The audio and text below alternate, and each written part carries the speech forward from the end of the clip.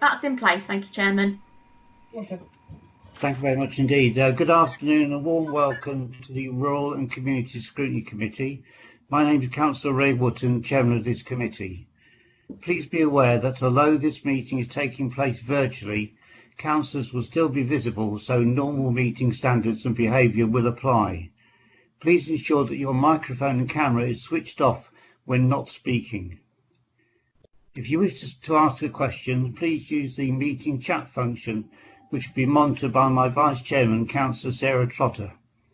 Please do not use the chat function for any questions, comments or discussion, but just to indicate that you wish to speak. The meeting will be recorded and the recordings retained in accordance with the Council's document retention policy. We now go to the agenda. Item 1, comments from members of the public. Are there any comments from members of the public? No, Chairman. There's been no notice of any comments that need to be made. Thank you. Thank you. Item 2, register of attendance and apologies for absence. Can I ask Naomi Page to do a roll call, and members please answer by saying present and ensure that your camera is switched on at the time. Naomi. Thank you, Chairman. Councillor Ray Wootton. Present. Councillor Sarah Trotter. Present. Councillor Mike Exton. Present. Councillor Mrs Rosemary Cabery-Brown. I can't currently see Councillor Cabery-Brown in the attendance list. Councillor Philip Knowles. Present.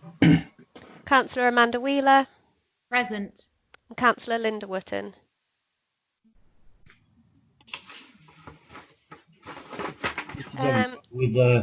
Yes, I can see that she. I am present.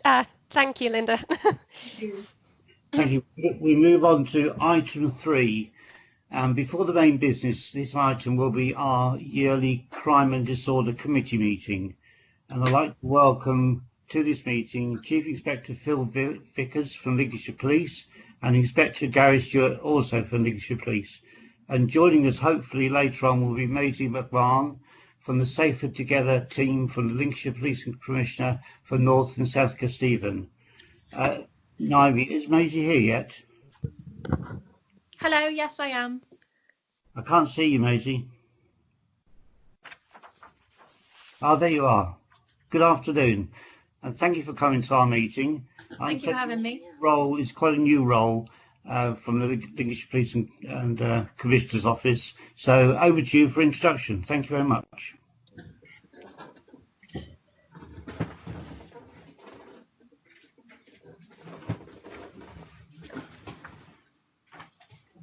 Amazing. My colleague Shelley will be able to display the presentation on her screen. So just let her know when you're ready to move to different slides and things. Okie dokie. Yep, it can go up whenever.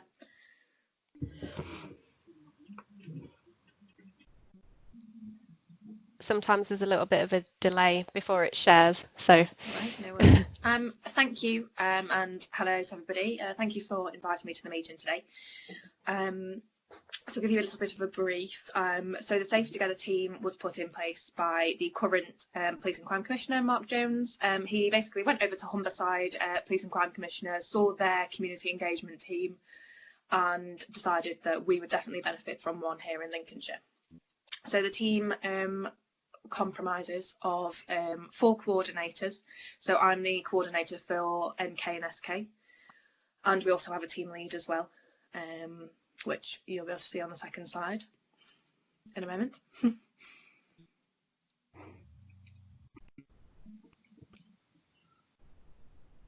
Perfect.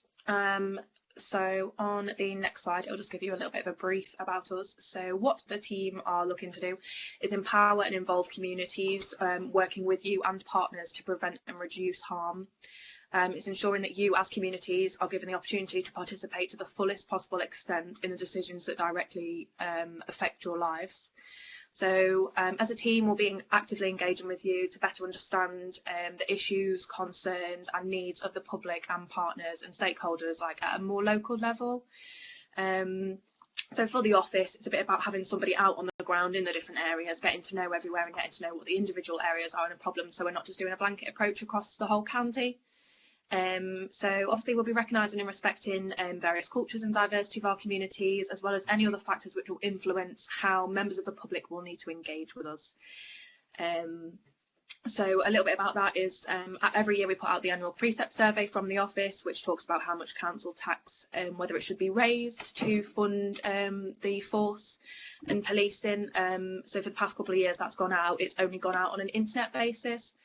So part of us as a team is looking at how else we can engage with people. So that'll be us going out and about in the community, speaking to locals who we can help them fill out and make it a little bit more diverse and universal, more accessible so that everybody can use it. So we're going to look at some other ways in which we can get that out there. So maybe by post, as well as having it in different languages this year, as that's something very important as we are quite a diverse county.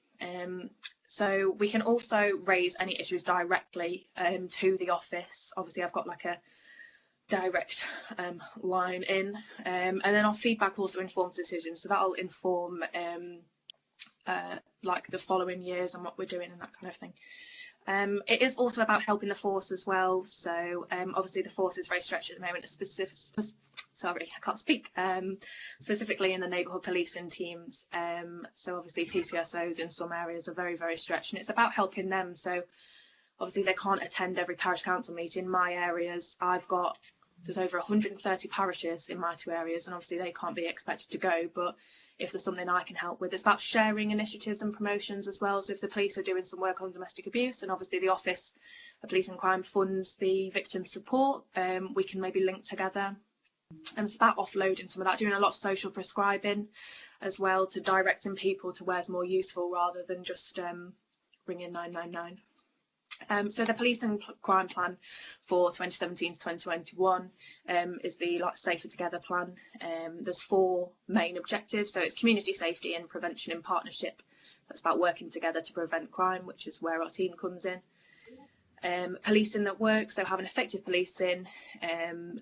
Then it's like responding to differences in community needs. So that is again adding into that bit about a blanket approach across the county. We don't want that. We want specific approaches. So like in Boston, in Allen's patch in Boston, that's going to be very different to when I'm in Stamford down right at the bottom of SK. To be fair, even in my area, Highcombe and Stamford are going to be completely different in what they need and what we can help them with. I do have quite a bit of access to funding as well. Sorry, I forgot to mention. So we get updates on any national funding that comes in. So eventually, when I get to know all my areas better, I will know that in Bourne there is a specific football group for children with learning difficulties or something like that. And if any national funding comes up, which I think they can apply for, I can get in touch directly with the people that run it, and we'll be able to pass on the information and help with bids and funding and that kind of thing. Eventually, all of us coordinators will have pots of our own funding available. Obviously, this will have to help prevent and reduce harm and crime in some way, but I will have access to funding. So at the moment, I've been speaking to all of my parish councils in my area. I've attended quite a few parish council meetings and spoken to them about that and just getting to know the local issues and concerns in the area.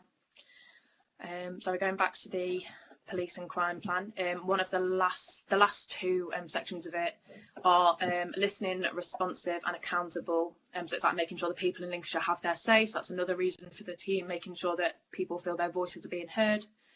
And then the last one is protecting and supporting victims and the vulnerable. So obviously as a member of the team, we are helping vulnerable people have their voice and have their say, which is really important, because often more vulnerable people are not heard, and potentially they're the ones that can suffer quite a lot of crime.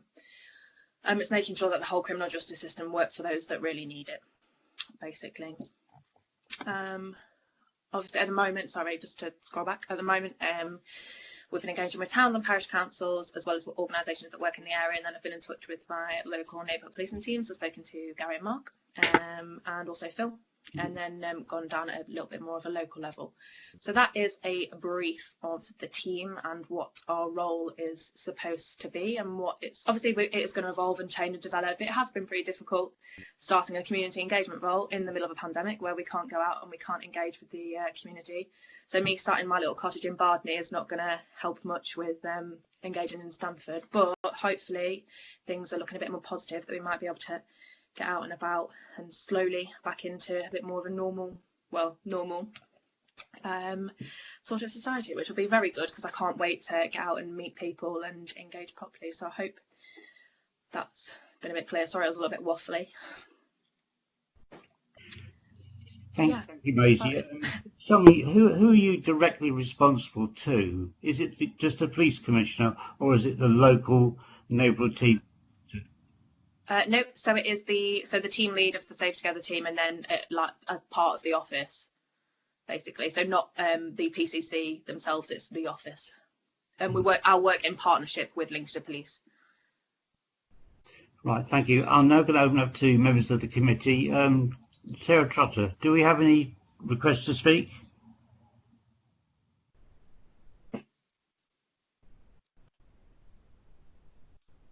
Councillor Sarah Trotter, can you hear me? Yeah, sorry, Mr. Chairman. There are a number of questions, one of which is from myself to Maisie, if that's okay for me to pose that question. Yes, go ahead.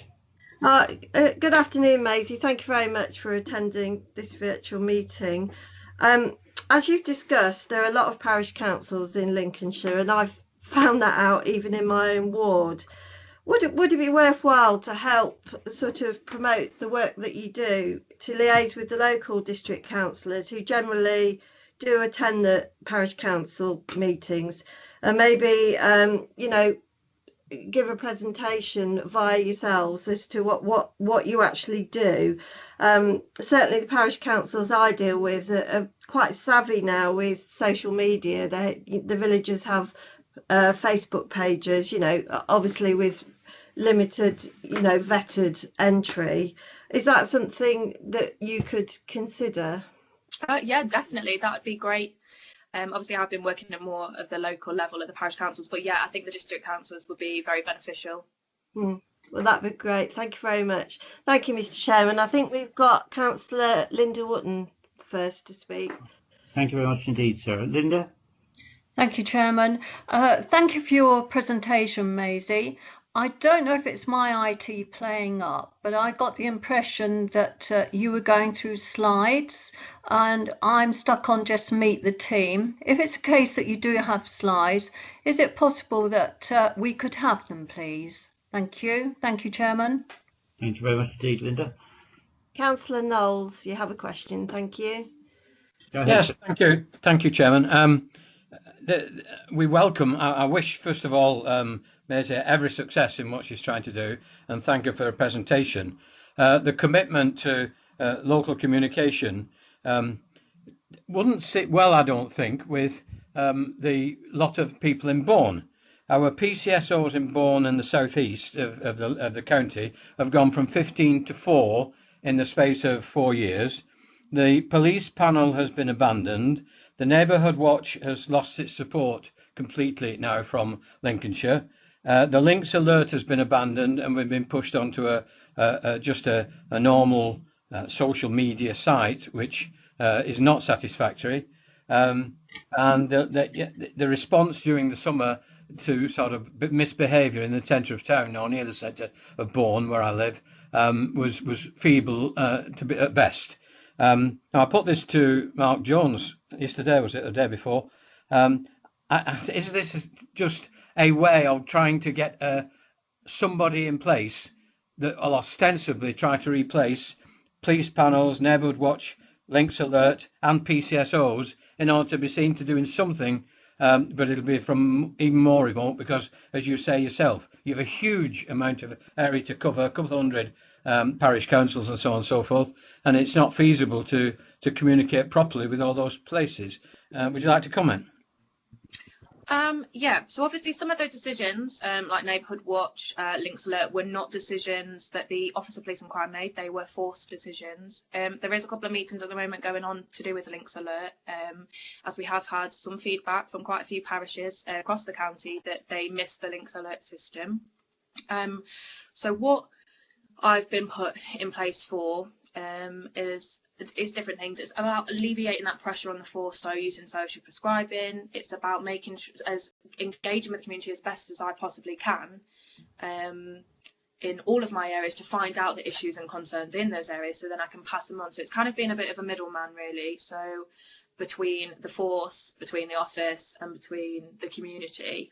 I do agree with you. I do have a very big area. I worked for fire and rescue previously and worked the whole of the county. I was based out of Sleaford, but Bourne, Brambruton, Billingborough, all that kind of area was my area. So I have got quite a lot of community contacts in my areas currently, from my previous roles. I do understand your concerns, and that is something that I'll definitely be passing on, and we are looking into all of those aspects at the moment, as that's what feedback we've been given so far. May I come back, Chair? Yes, I don't know if you're aware, Philip, that we have Chief Inspector Phil Vickers and Inspector Gary Stewart from the policing team on next, so they may be able to answer some of your questions. Okay, I'll bring it up again then. I'll bring up the same question then, if I may. Okay, thank you. Next speaker, Sarah. Councillor Amanda Wheeler. Amanda, go ahead. Thank you. Hi, Maisie. Nice to meet you. As the coordinator for South Kesteven, do you actively want us to get in touch with you?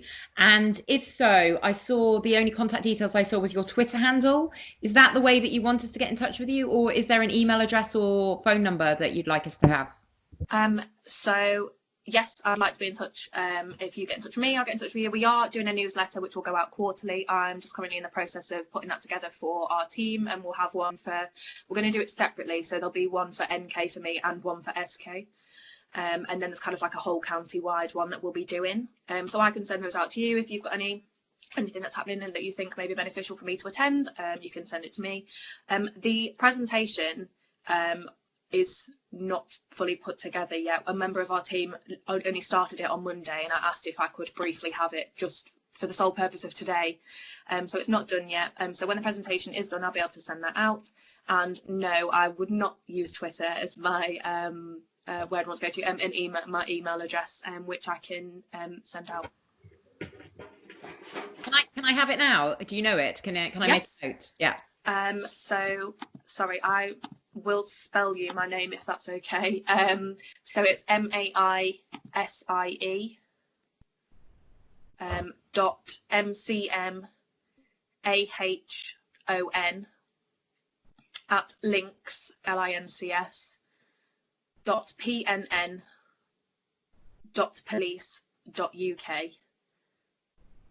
That's Maisie.McMahon at links.pnn.police.uk. Thank you, I Amanda. don't need it, but it's great to have it. Thank you. Thank you. Thank you, Amanda. Sarah, next speaker. Councillor Exton, please. It's not actually a question, Mr. Chairman. It's just a comment that I'll put to Maisie. I think one of the biggest drawbacks and makes your job a lot harder is the lack of personnel on the streets. You know, in going back a number of years, and I'm sure the chairman will bear me out on this, you could actually walk down the street and probably see an officer, a warden, you know, and with them not being there now, I think that's where the big gap is of communications. And I don't know what your thought is. Well, I suppose my thought is that I don't think there's what kind of time would you want to see like police officer walking down your road. I mean, like in the morning or when you're not there, when you're at work, and so I don't think there really is a time. And I think that they're busy, and us not seeing them means that they're going out and doing preventative work. So that's how I kind of look at it. I understand that it's depreciated massively from a few years ago, but I kind of see them as not seeing them means that they're out doing more important things. I do get where you're coming from, that it is really good for communication, but yeah, that's how I view it. Yeah, well, yeah, okay, yeah. Thank you, Mike. Sarah, any further questions? No, no further questions, Mr. Chairman. Thank you. Maisie, is there anything you'd like to ask this council that we can do for you? If there's any meetings like this one that you think I'd benefit from sitting in, listening to, that'd be fantastic if I could be informed of any of those. Any kind of like crime preventative reduction strategies are happening, anything like that. I'd rather have lots of information and not need it all than not get any, if that makes sense. Anything that's happening in the local area, eventually when there's like fates in places and village fairs and that kind of thing, I'd like to know about them so I could attend, if that's The okay. question for me is that we had the police commissioner at a meeting the other day, and he presented your details with a phone number. I tried to ring your number, but it didn't really go anywhere. So will that be your office-based number? No, sorry, it is my work phone number. I live in Bardney, and Vodafone doesn't work in my village. That's the phone contract. So they are currently looking at something to get me something else. But yeah, Vodafone doesn't work here. So they are looking at something in the interim. So apologies for that. And my final question is that when you go to these parish councils, you'll normally get spoken about speeding, antisocial behaviour, fly tipping, really low level incidents. Are you going to use that as a conduit to pass on to the neighbourhood policing teams or the local patrols? Yeah, both. So at the minute we're building like a picture of all of my areas, like of my area, to see what like what crimes are reporting. So like in NK, hair coursing got reported a lot more than in SK. SK was very speeding heavy, and ASB, as well as drug use and dealing. So that's the ones that got so far that have been reported to me most, and quite a lot of fly tipping in NK. So yes, I'm building a big picture, and then once that's built, or I've got more of it, I'll be passing it on to my neighbourhood policing teams. Hopefully, when I'm allowed out and about, I'll be meeting with my neighbourhood policing teams properly, and getting to know them, getting to know the area a lot better, because obviously they're the best ones to tell me what crime is prevalent in that area. Okay, can I wish you every success in setting up this new scheme, and could I ask you perhaps in 6 months' time to come back and report to us again on how you're getting on? Yes, I'd love to, and hopefully I'll have been out and about a bit more then, so I'll have a bit more to tell you. Great. Sorry, Mr. Chairman. Are you able to take just one last question, if it's quick, from Councillor Knowles? Yes, certainly got a few minutes, yes. Thank you, Chair. Just the point you were making about going back to the neighbourhood teams and liaising with them. Go back to Bourne, and the whole of the south of Lincolnshire had 15 PCSOs. It's now got 4. And the 4 that are there are spending more time in the office because there's no support in the office. So they're not on the street. They were the people who were on the streets, who sort of knew what was going on and knew the sort of things. And they were in touch with local people who had those sort of problems that you mentioned, tipping and this sort of thing. And they're just not there anymore. So when you come to Bourne, you know, we'll tell you all our problems. You'll be bored to tears with them from me. But at the end of the day, there's nobody to go back to. The PCSOs, one of the 4 PCSOs is about to retire, or not about to, but he's started reducing his hours now. So he's going to retire. So he's down to 4 days a week from 5. There's nobody there. The PCSOs are elsewhere in the district, but they ain't in the south of Lincolnshire. And Deeping and Stamford and Bourne, between them, 3 biggest towns apart from Grantham, have got 4 PCSOs to share. Thank you. Thank you. Thank you, Phil. Thank you again, Maisie. I'm now going to call on Chief Inspector Phil Vickers and Inspector Gary Stewart, if they're there with us, to join the meeting. Hello, Mr. Chair, councillors. Can you hear me? It's Chief Inspector Phil Vickers. Hello, Phil. Yes, I can hear you loud and clear. Hello there. Can't see you. So I went to my video on. I was going to invite Gary Stewart just to give an input initially. He'd got a prepared input to talk to you. So if Gary's online, Gary could go first. Are you there, Gary? Yes, sorry, can you hear me?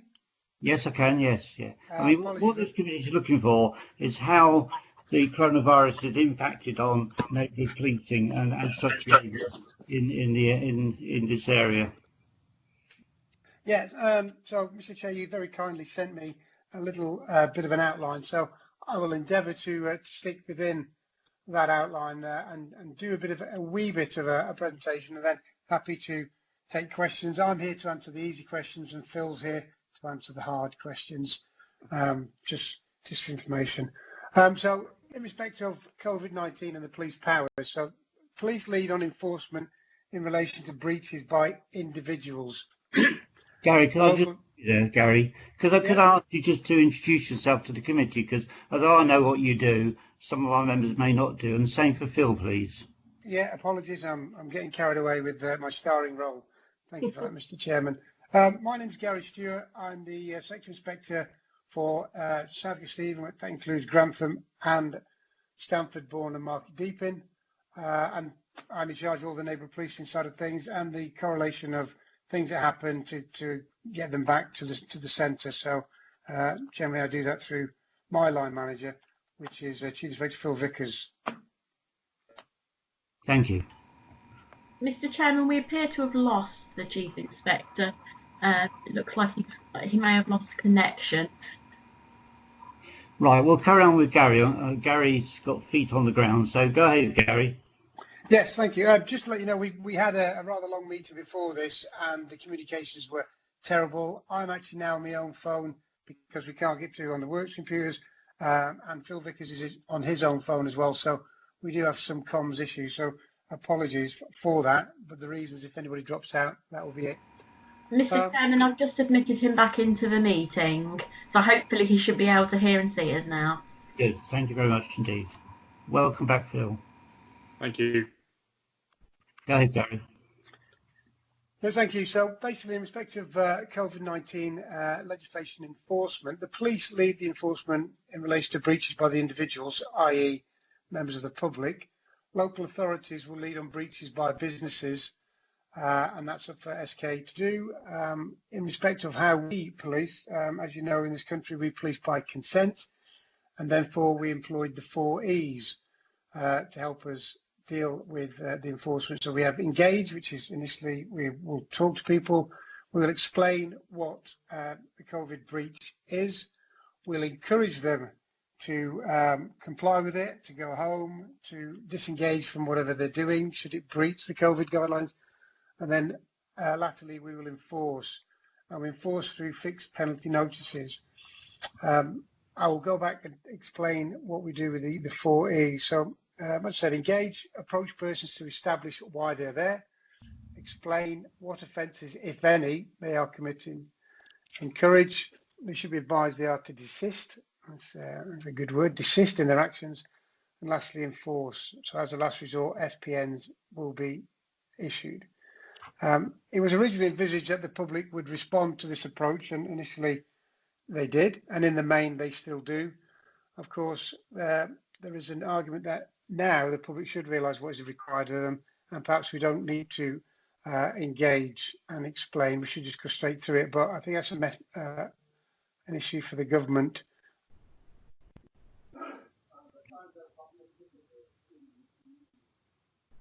Are you still there, Gary? Phil, are you there? I am. Could you explain how the effect on police morale and assaults on police has happened since COVID-19 started? We've seen an increase in the number of recorded incidents where police officers have been assaulted, and in particular those that are directly COVID related. So it is now relatively common, and by that I mean a sort of daily occurrence that when a person is being detained, arrested, that they will either cough or threaten an officer in such a way and say that they are COVID positive. That isn't without consequence for the officers. Clearly, our officers are tested on a fairly regular basis.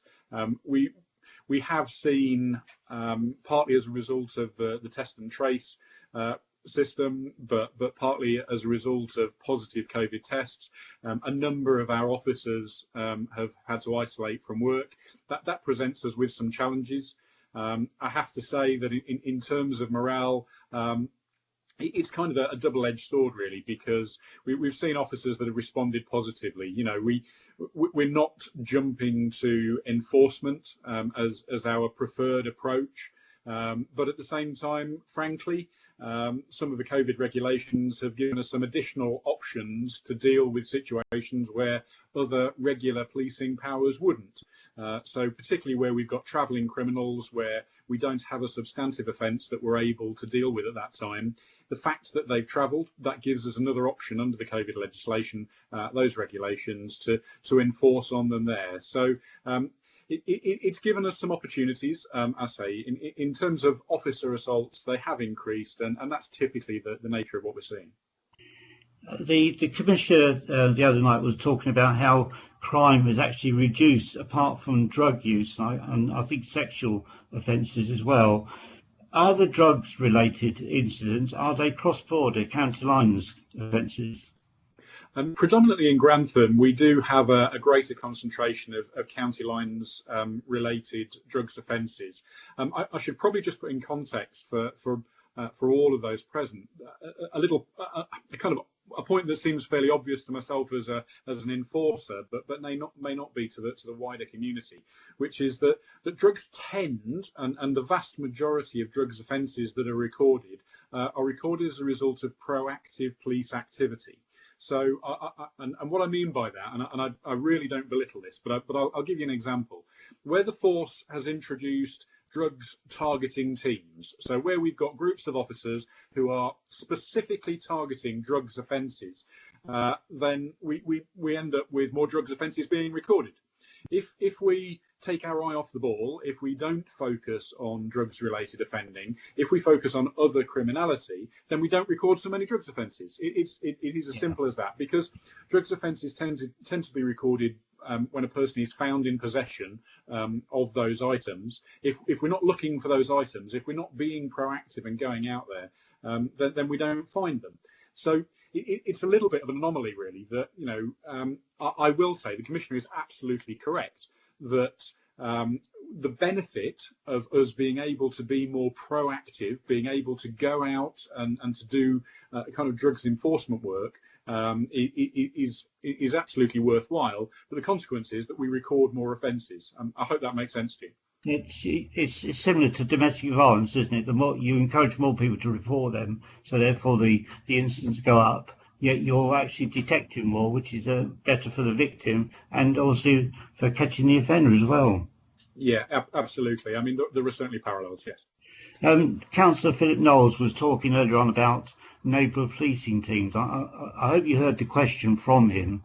Can you enlighten us on how the neighbourhood policing teams are out there in their new role now compared to what they used to do? Okay, I think the comments, the points made by Councillor Knowles and Councillor Exton were absolutely correct. So I would start off with a national context. And when you look at 10, 11, 12 years ago, since then, nationally, we've reduced by 21,000 police officers and 20,000 fewer police staff. And inevitably, that is going to have an effect. And things that you're talking about locally, the way that you feel and you experience that locally, are absolutely a consequence of that kind of national picture. There is a piece that makes it even worse, which is that the rural forces around the country, of which Lincolnshire is clearly one, have suffered disproportionately compared to the urban metropolitan forces. So, you know, this is completely apolitical, but the observation would be that we are still not at the level of officers, we are not at the level of police staff that we were at 10 years ago. Clearly, there is a plan under the current government to increase the officer numbers by 20,000. That has started, and I'll say genuinely, really positively, for a small force like Lincolnshire, we're seeing those new recruits, those student officers coming through. They typically take around 10 months from the day they start to becoming a useful independent resource on the ground. So there is a bit of a delay, but that is starting to happen, and we are starting to see the benefit of that. The police staff, well, that includes the PCSOs, it includes our analysts who help to ensure that we get lucky, we're in the right place at the right time.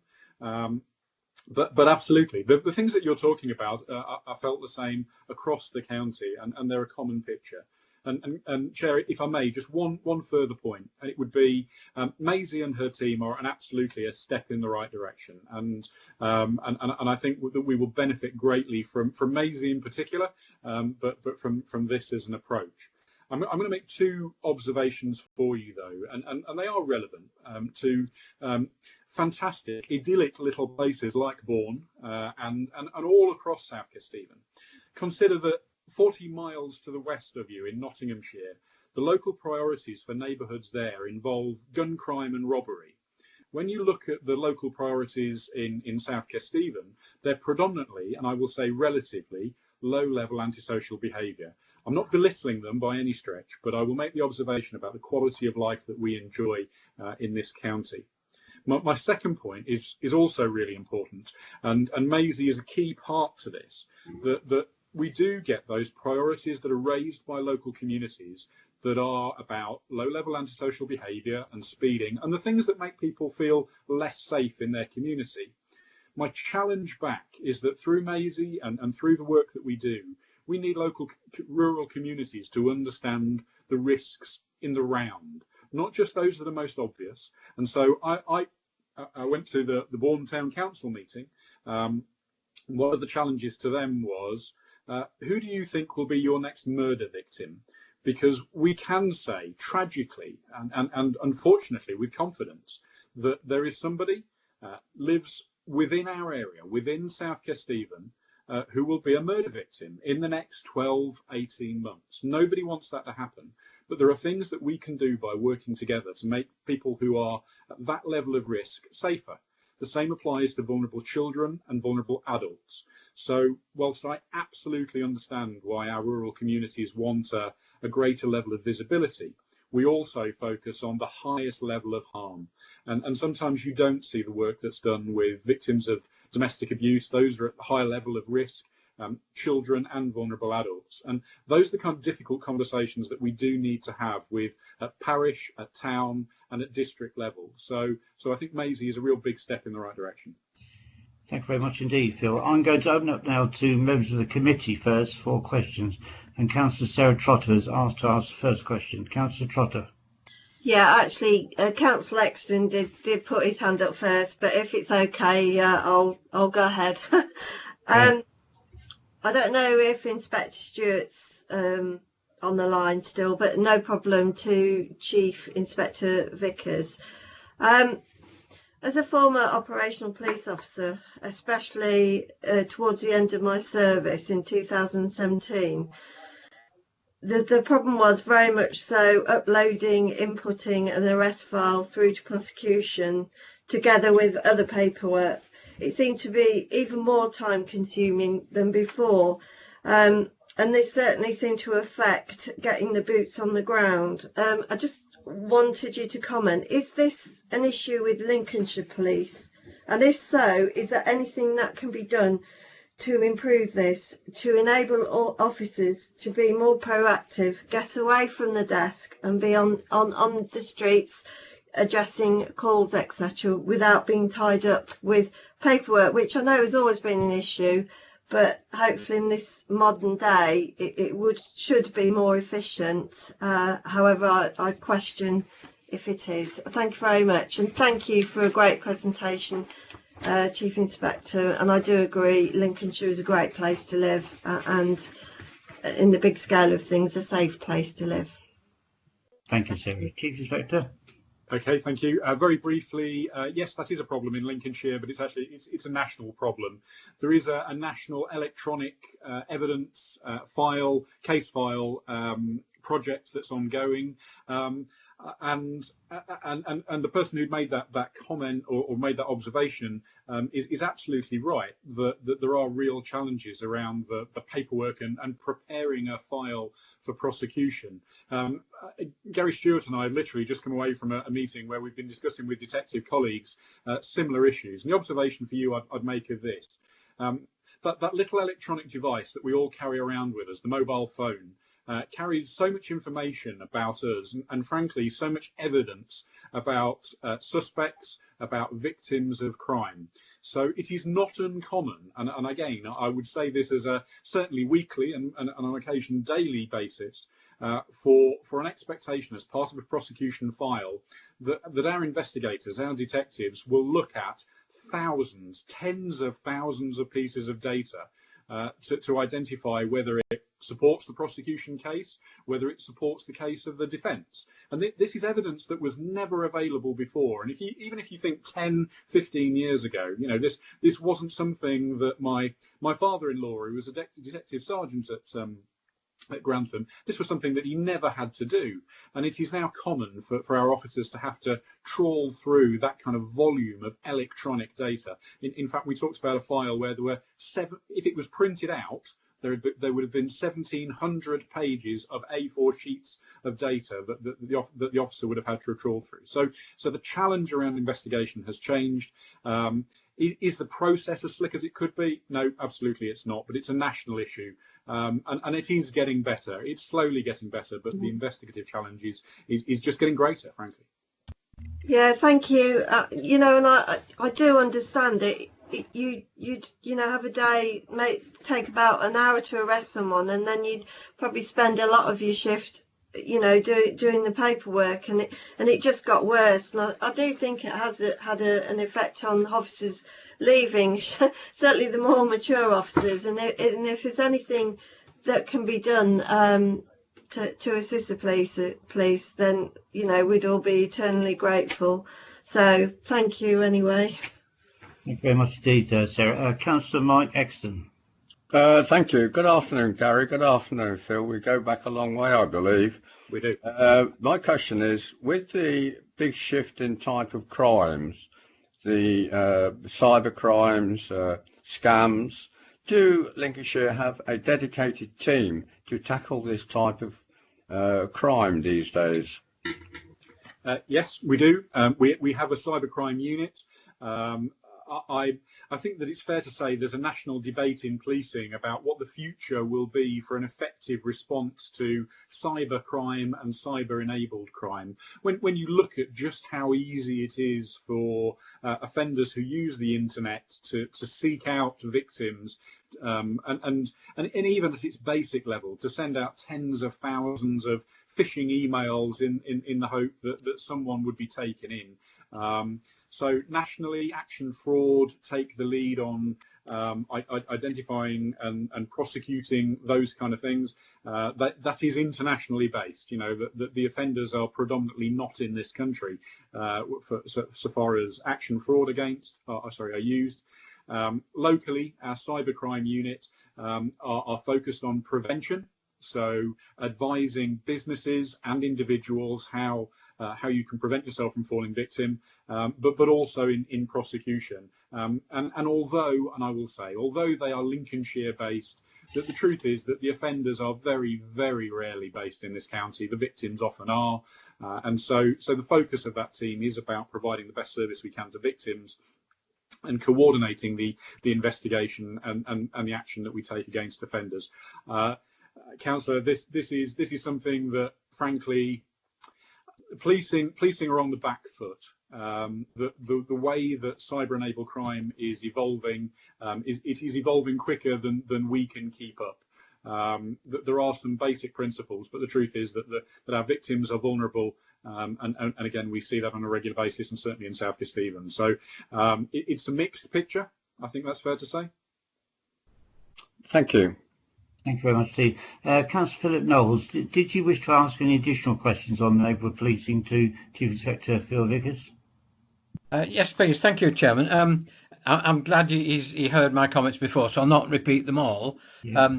And we are very lucky to be in Lincolnshire and to live in Lincolnshire, where the relatively low level of crime compared with many, many other areas, and we do appreciate that.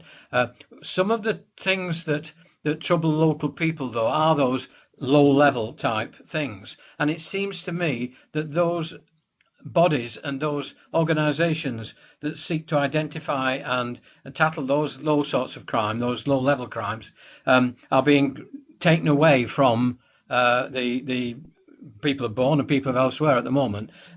The police panel has gone. The withdrawn support from the Neighbourhood Watch.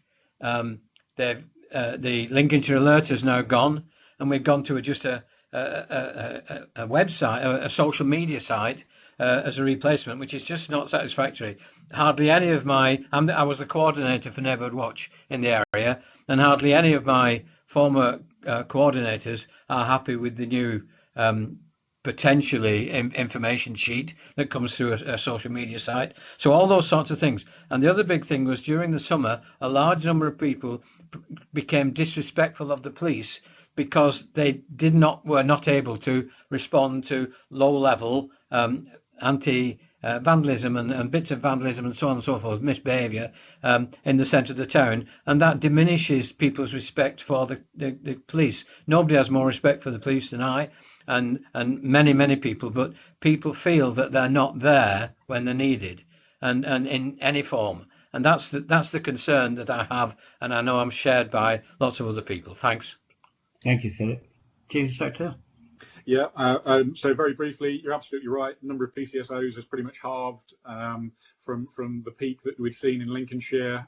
Again, that's that function of that kind of national funding arrangement, and you know, that's a big challenge for all of us. I'll offer a personal view in terms of Neighbourhood Watch, Links Alert.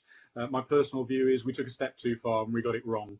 I think that those two things were reduced because there were costs, and the force was absolutely cutting back to the bare bones on a number of issues. And I think those two things were examples of things that we lost. And I would want to reinstate, would be my personal view, that they offered so much to the community and to us for their expenditure that they were good values. So whilst I can't say they are definitely coming back, that I would share the view that we went too far with those, and either they need to be replaced with something equivalent or something better. The current social media next door arrangement on social media, it works for some parts of the community but not for all. I wouldn't want to lose that either. I don't think it's a case of replacing that and going back just to the watch and alert arrangements, but that would be those. In terms of the panels, the force came to a painful pragmatic decision, which was we don't have the officers, we don't have the PCSOs, we can't service a structure that was fit for purpose 10 years ago. I was involved in setting up those panels. When we had the officers, they were absolutely spot on, really provided a good level of service to our communities and helped us stay in touch. We couldn't service them, is the bottom line. We currently don't have the officers and the PCSOs to do that. Maybe at some stage in the future we can go back to that, but that's the reality. And in terms of the observation around that lack of respect for police because of inability to attend, I absolutely get that. I understand that, and you know, and we have the frustration. It is that difference again between what you can see happening and then perhaps what our officers are spending their time doing. I would make no apologies for investing time in preventing the domestic abuse, for protecting vulnerable children, vulnerable adults, but it's done in private, and it's not seen by the wider community. It's how we save lives, and that question about how do you prevent murders, well, by investing some of those resources that were in public-facing roles back into protecting those vulnerable people is one of the ways that it's done. But you're right, you know, it does have an impact on the vast wider community, the 99% who then feel that there's been a withdrawal of policing. So I'm absolutely with you. I'm not disagreeing in any way. Thank you very much indeed. Thank you. We do appreciate what you do. Thanks. Thank you, Phil. Sarah, are there any more members who wish to speak? No more members. If allowed, Councillor Phil Dilks would like to ask a question. If there's any more members, please.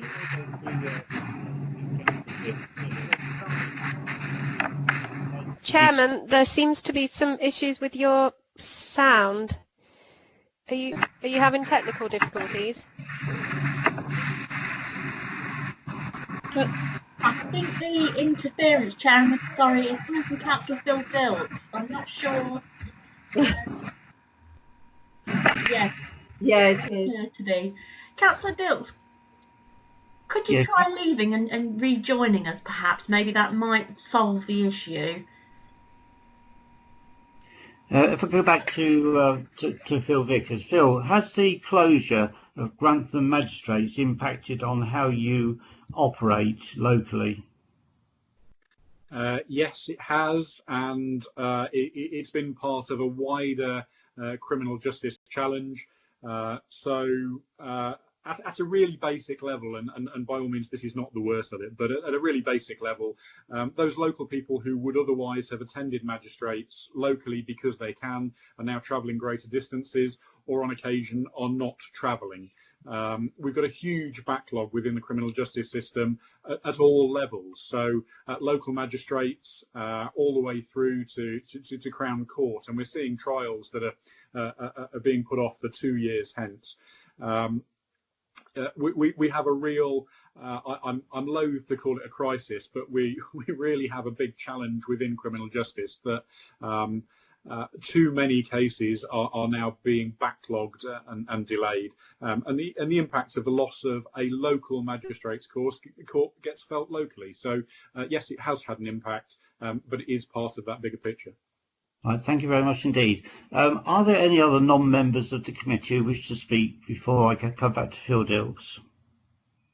No, it doesn't appear so, No. Mr. Chairman. No. Councillor Baxter, I see you just come in. Do you wish to ask a question?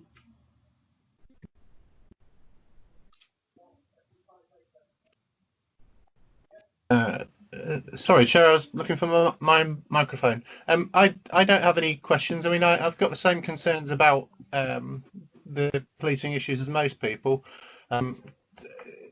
particularly in the deepings. The two categories of antisocial behaviour and violent and sexual offences regularly are two of the top 3 offences in our area. I didn't know if that was because the other crimes are underreported, or just that it's a nice place to live here down in the deepings, except for the violent assaults and the antisocial behaviour. The figures that are put out on, I think it's called police.uk website, you can drill down into the figures for your individual area, and they are brilliant. It's a real model for sharing data, and one that I'd want DC to aspire to in terms of figures on what's actually happening on the ground, indisputable figures of what's actually going on in terms of reported crime. But no, I don't have any burning questions. Right, thank you very much indeed, Councillor Baxter. Phil, sorry, Naomi, is Councillor Dilks back online yet? Sorry, Mr. Chairman, he's back online. So, Phil, if you're there. Phil, you've got 5 minutes. Over to you. I'll probably only need 1 or 2. Thank you, Councillor Ray, and thank you. Sorry if I caused. I don't know what happened. I'm back on a different computer now.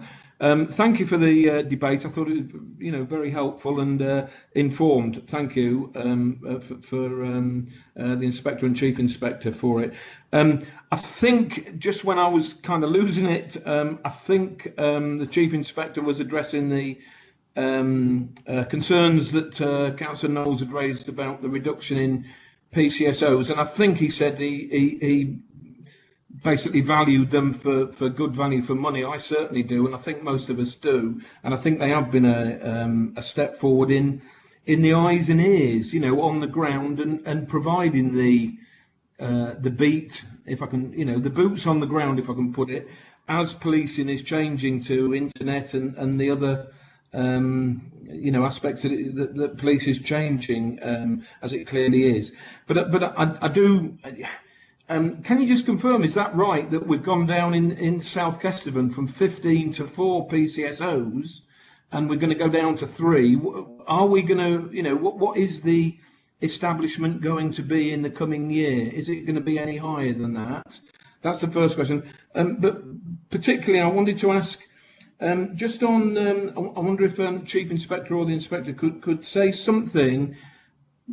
And before I do, the point I was saying about PCSOs, they are, as one of you said, we don't suffer from too many gun crimes and massive big crimes as Nottinghamshire and others do, thank goodness.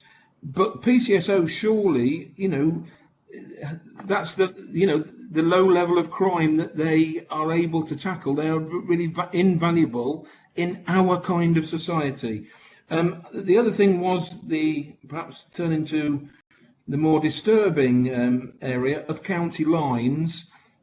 I just wondered if you could update us, how big a problem is that in Lincolnshire? Is it becoming an increasing problem? And then also, whilst talking about vulnerable young people who get caught up in county lines, And I know modern slavery is coming up later in the agenda, but when the Rooney case was on, or at the end of the Rooney case, and we discussed it here in South Kesteven, didn't we, Chairman, Councillor Ray? We had a presentation from an officer, I can't remember, forgive me who it was, and it was mentioned that at the conclusion of the Rooney case, there were 5 more active police investigations in Lincolnshire into modern slavery. I just wondered what the situation was now. Thank you. Thank you, Chairman. Thank you very much, Chief Inspector. My goodness, you certainly know how to touch on all of the different topics. I shall try and keep it to the point. PCSO numbers. Bottom line is, no, that's slightly fewer PCSOs than we want to have. However, we're currently going through a process of moving our PCSOs from one location to another.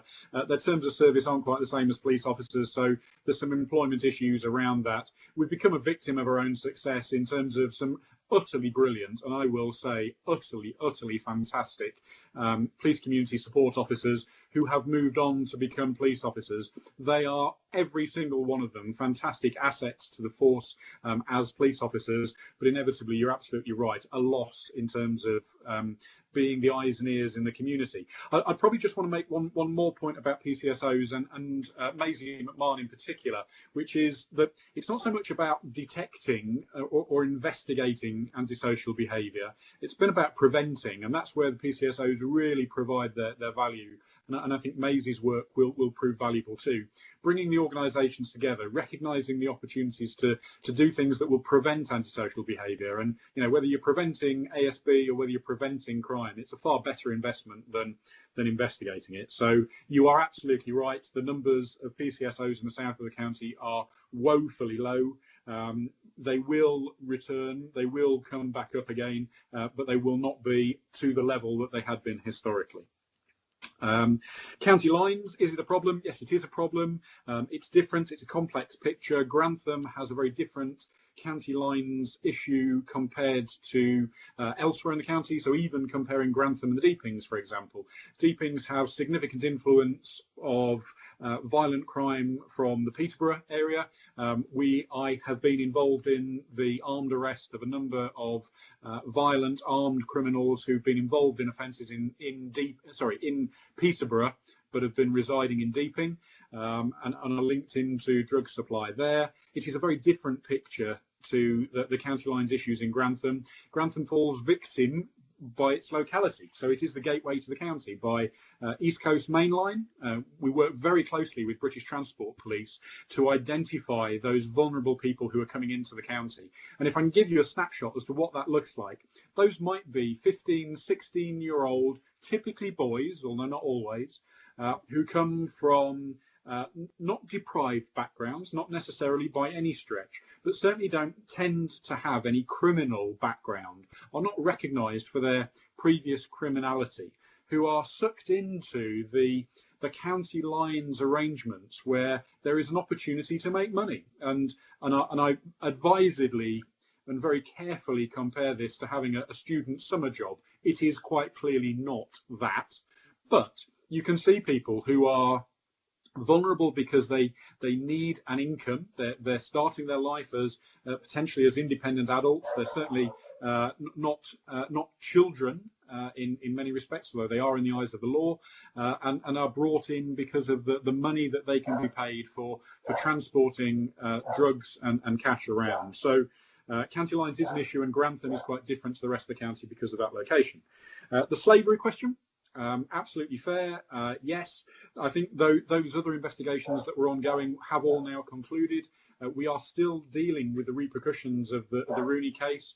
They are either currently in prison or they are coming out of prison on the convictions that they suffered as part of that investigation, a very large-scale investigation, and it continues.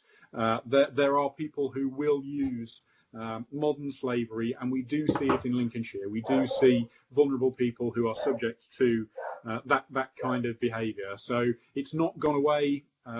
It's probably not on the scale of the Rooneys, which were a real eye-opener for the country, but it's certainly ongoing. There's one final point. Councillor Baxter made a point about sex offences. My apologies if you can hear my dog in the background. I'm trying to get rid of her. Councillor Baxter made an observation around sex offences. I just raised this with you so that you understand the picture. If we identify a victim of a sexual assault, so for example, and advisedly again, if a female victim were to come forward and say they've been in a violent sexual relationship with their partner for the past 10 years, and typically she felt that she'd suffered a violent sexual offence once a week, we would at that point record 52 violent sexual offences for each year going backwards, historically so. So although we might only be initially investigating and dealing with the offence in front of us, if the victim says that they've been subject to an assault, typically on a weekly basis going back that length of time, then we record those crimes. Those are the rules. You know, it is about recording an accurate picture of what victims have suffered.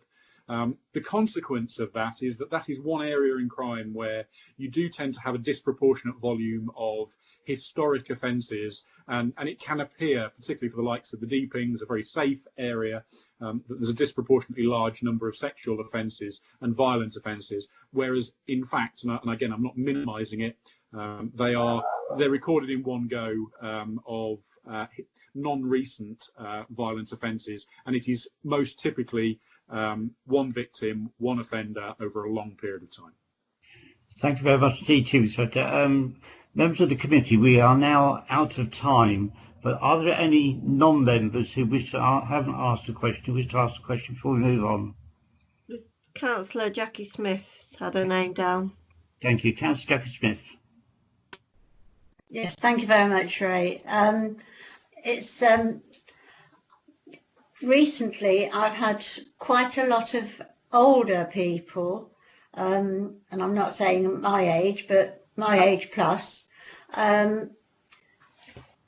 because they've had people selling drugs, dealing with drugs, and loitering about perhaps their front garden or the roadside or those sort of incidences. And they're saying, well, we don't want to make a complaint because if they know where they've come from, we might get some more trouble. Is there anywhere that we could go to and get information to pass on to the police? Because I know how they feel. I'm a single occupant of a house, and I must admit sometimes I feel a bit uneasy. But at the same time, we do need to stop the drugs if we can. And if there's any way we can help by saying there's usually a group meets here at 7 o'clock on such and such a day, then is that going to be a help? Yeah, Phil, is Crime Stoppers doing an operation? Yeah, it is absolutely. Four options, in fact. Councillor Smith, I would come back. First one is, if it's happening there in front of them and they wish to, they can call 999, and I understand why people wouldn't want to, particularly if it's a regular occurrence. So if there is a crime in progress, I'd always say, you know, that's always an option. That's always one of the things they can do. They can call on 101, so they'll speak to our control room, and they can provide information anonymously that way. They can say, look, I don't want to be identified, but this is what is happening. Our control room do take that information. It does get passed to our intelligence team. They build a picture. They can usually identify who's involved, and then we don't need to use those callers as witnesses, for example. So anonymous information again is something we can use. Third way I would identify would be online. So go through the Lincolnshire Police front page. There is a means by which you can provide information on there. Again, you can do it anonymously, and we do take it anonymously. And as Councillor Wootton was saying there, Crime Stoppers. Crime Stoppers is generally well preferred. So Crime Stoppers is a charity independent of the police. They do not take the details of the people who call them. So the phone number for Crime Stoppers is 0800 555 111. They don't trace those calls, they don't take the details of the people, and it works really well. I will say I've worked with Crime Stoppers for a number of years. If my mother, who is an older resident of South Kesteven, was to see something, was to phone Crime Stoppers and say, I saw 2 people at this location at this time, they're there regularly, this is what they do, I think they're dealing drugs, that information would be passed verbatim through to our intelligence team, and they'd build a picture and they would work on it. There's one final bit to this. We always want to be able to provide feedback to people, to say, look, we've used your information and we've been able to take action and probably to prosecute somebody. Drugs is one of those areas where we understand why people don't choose to give their information. But obviously, when information is given anonymously, it can be really difficult for us to go back to a community and say, we have taken that action. I'd encourage anybody to give us information. I understand why people might be nervous. Crime Stoppers is quite excellent and independent of the police, and would be the means that I would recommend if they don't feel comfortable calling our control room. Thank you very much indeed, Phil. I'm going to close the debate down now because we've got a real heavy agenda. Phil, may I thank you and Gary for taking the time to come and update us with the very interesting information that you've given us today, and extend the invitation to you, perhaps like Maisie, to come back in 6 months' time to give us another update. Would be very glad to. I'm very grateful for the invitation. I'm very grateful for the support of South Kesteven, and I appreciate your time too. Thank you. Thank you. And on behalf of the committee, may I pass on my and the committee's thanks to all your officers for all the hard work and dedication, in particular during this coronavirus pandemic. I'll pass that on. Thank you. Thank you very much indeed. Thank you. I'm now going to move on to agenda item 4 on the main meeting, declarations of interest. Are there any members who have declarations of interest to declare? Take that as a no. I'm going to move on then to agenda item 5, action notes for the meeting held on the 7th of January 2020. For accuracy only, I shall start at page 5, page 6, page 7, page 8, page 9, page 10, and the last page, page 11. I propose they are a true record of the meeting held on the 7th of January. Do I have a seconder? Yes, I second it, Mr. Chairman. Thank you. We'll now go to the vote. Naomi? Thank you, Chairman. Councillor Ray Wootton. 4. Councillor Sarah Trotter. 4. Councillor Mike Exton. 4. Councillor Philip Knowles. 4. Councillor Amanda Wheeler. 4. And Councillor Linda Wootton. 4. So those minutes are approved as a correct record. Thank you. Indeed. Thank you.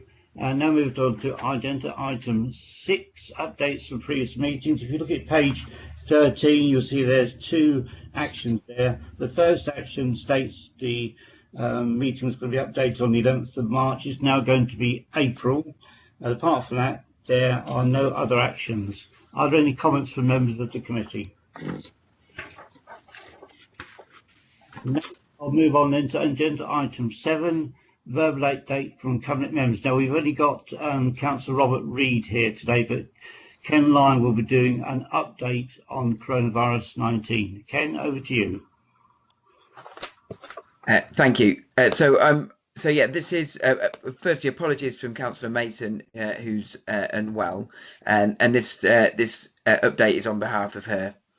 So as you know, the national picture with COVID has developed significantly since the last update to committee in early January, with the full national lockdown, which has had a very significant impact on all our lives, but also contributed to the infection rate falling significantly. So the week to the 5th of March, it was 60.8 per 100k of population.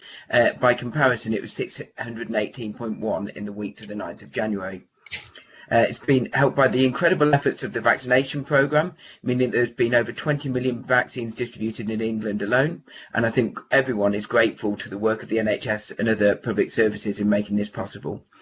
and the welcoming news of the roadmap to recovery, setting out a plan to easing restrictions, meaning that schools were able to reopen fully this week, which obviously has a significant impact on many of us. And in addition, the Chancellor has announced an extension to the furlough scheme until September to support businesses in transitioning into the recovery period. So although there are many hurdles ahead and we must not be complacent, the picture seems more positive than in the last update Councillor Mason gave in January. Within Lincolnshire, South Kesteven has been working with the NHS, other councils and other bodies to work collaboratively with the Lincolnshire Resilience Forum to tackle the spread of the virus and support those impacted by restrictions.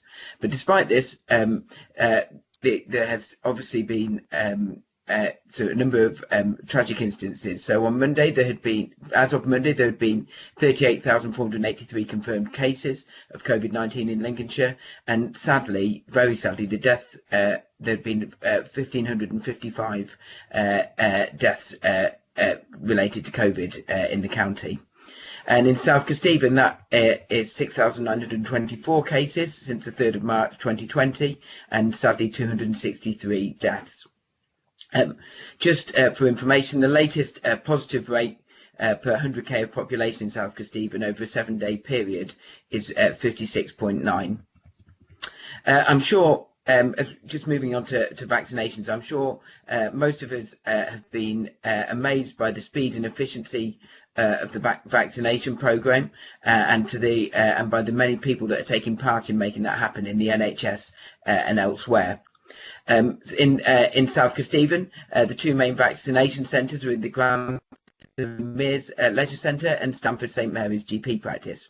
And between the 8th of December and the 28th of February, 47,666 people had received their first dose of the vaccine, of which 16,214 were under 65 and 31,452 were over 55. Testing-wise, there's been a bit of a change since the last update. So QE Park is now open for pre-booked appointment for symptomatic testing in the mornings only, and then from 1:30 to 7 p.m. it becomes available for a home test collection point for household bubbles of primary school children to collect lateral flow testing kits. In addition, the council has opened a non-symptomatic lateral flow testing site for staff and members, which is open at the Mears on Monday to Thursday, 9 to 4:30, with the last test being at 4 o'clock. And I would encourage all members who regularly come into the office or into contact with others to visit the site and get tested twice a week. Business compliance and COVID champions. We've continued to be proactive with business compliance and focused on the businesses that are open. So visited all 35 major supermarkets in the districts at least once, and the COVID champions have been focusing on smaller and corner shops and have visited 39 to date. And in general, compliance has been very good, and where issues have been identified, have been rectified quickly. You'll be aware that the SK Community Hub that has been active since March is still available via the same contact details as before, email and telephone. And over the year, it's received over 2,800 inquiries to the hub. But in recent months, unsurprisingly, this has tailed off significantly, and there's been 69 referrals since the start of February. However, the council is still working closely with the voluntary sector and are currently keen to explore how we can work with various different amazing community and voluntary groups during the COVID-19 recovery period, including tackling mental health issues and other things that have been exacerbated over this time. And I think we'd all just say again how grateful we've been for the role of the volunteers and community groups over the past 12 months, because it's been truly exceptional. And on to support for business, because clearly it's not just individuals that have been impacted, our business have been impacted also. And we focused as a council, huge effort by the finance team on InvestSK on promoting and implementing the various government grants. Since the first grants were made available in April 2020, InvestSK have supported over 2,600 local businesses to access a number of government financial support schemes. In addition to the national lockdown grant extensions announced at the turn of the year, we're also currently running 2 discretionary support schemes to support local businesses affected by lockdown measures. The schemes have been developed based on insight from local businesses impacted by COVID-19 restrictions and are targeted to support specific sectors that haven't been mandated to close, but supply those who have. Overall, we've administered £38 million to South Kesteven businesses, with this figure set to rise still further following the recent budget announcements around restart grants, which largely target retail, hospitality and leisure businesses. Obviously, we all hope the road to recovery will be a smooth one for businesses and further intervention won't be required. But if there are any future schemes and our businesses can benefit, benefit from, they will be prioritised. So that's my overview, and I hope it provides a good update on the latest position, and as we move forward through the roadmap of easing and the continued rollout of the vaccination programme. And I think, yeah, so I'll stop there. Thank you very much indeed, Ken. I'd like to ask a question before I open up to members. So the County Council has closed its grant scheme 2 days ago. Are you intended to close your scheme anytime soon, or have you still got time for applications to come to you? So so I need to refer to John from Investors Care, who I don't think is on the call around business grants, but I'm not aware that South Kesteven's planning on early closing any business grant schemes. I think the schemes that are open are still available. But if there are, I'll ask John to update the committee via email afterwards, if that's okay. Right, thank you. I'm going to open up now to members of the committee to ask any questions. Sarah, any questions? Anyone? Yeah, Councillor Baxter. Any members of the committee? No. Councillor Baxter, over to you. Thank you, Chair, and thank you for the update. I wanted to ask about a different issue, which is as an update from the meeting that you had before Christmas, for November meeting. It was said, and I quote, officers provide necessary updates to members regarding key performance and delivery of programmes to ensure capital investment and compliance objectives are achieved. I'll just stop you there, Baxter, because we're talking about coronavirus update. Have you any questions regarding that? No, I was commenting on updates from the previous meeting. Thank you very much indeed. Thank you, Ken. Any other members wishing to ask any questions? Just a quick one, Mr. Chairman, to Ken. You know, all the information you've just given us, I've got a couple of parish council meetings next week, and I'd like to update them, obviously, on the change of hours, etc. Will I be able to pick those details up before then? Yeah, I'm quite happy to circulate the update to committee members if that. Well, Councillor Mason will be quite happy to, I'm sure, to circulate the update to committee members. So we can do that. We'll tidy it up and then send it round if that's helpful. Perfect. Thank you very much, Ken. Thank you, Ken. Could you pass on our best wishes to Councillor Mason? Yeah. Thank you very much. Councillor Robert Reid, do you have an update?